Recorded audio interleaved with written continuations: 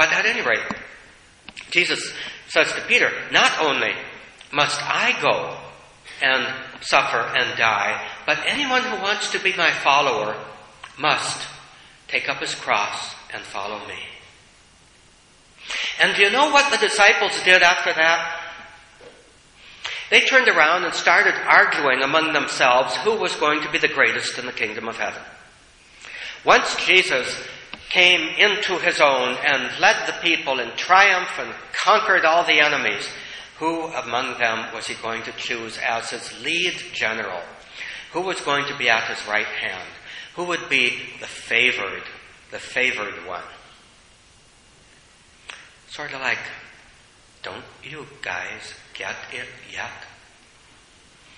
Now, it's within that whole context that Jesus took 3 of the disciples and led them up a mountain.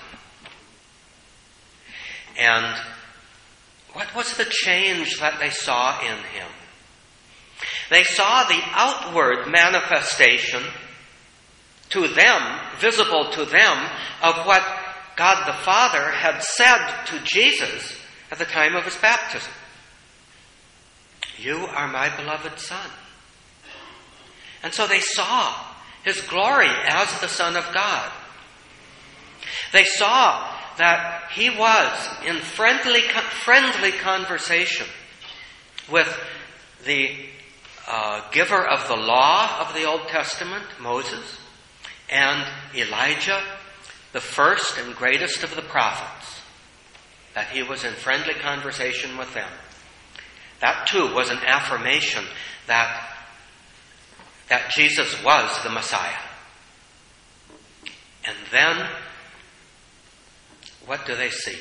A cloud coming over, just like at the baptism.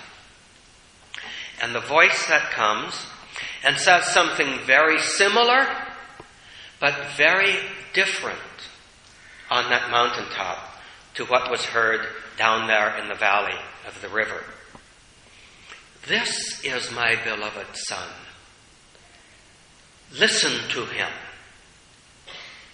This time that voice was not speaking to Jesus himself.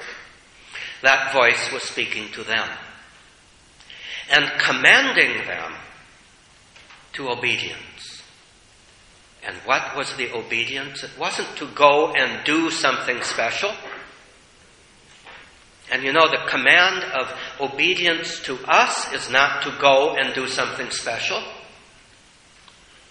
The command of obedience to us is simply listen to him. Listen to him. Because they were doing what we so often do. They were trying to make Jesus the Messiah after their own desires.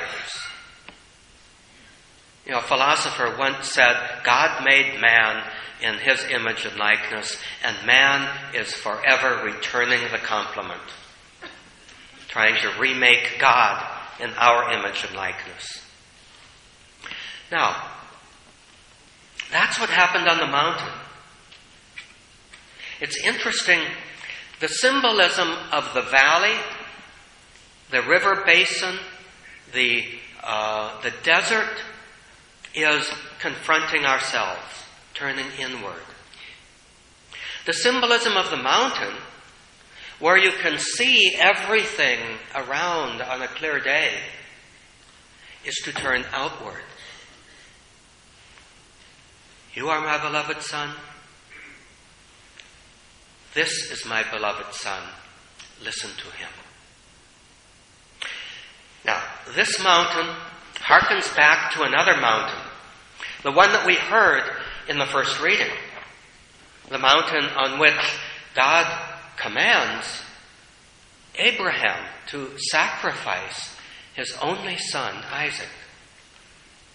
And then, acknowledging that Abraham was willing to be obedient to the nth degree, prevents him from doing that.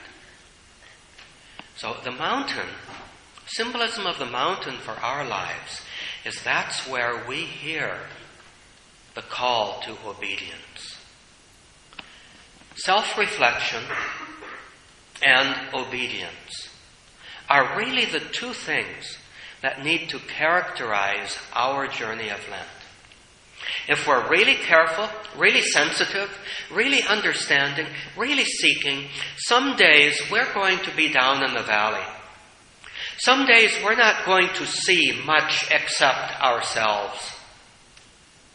And sometimes be perhaps pretty embarrassed at what we see in ourselves.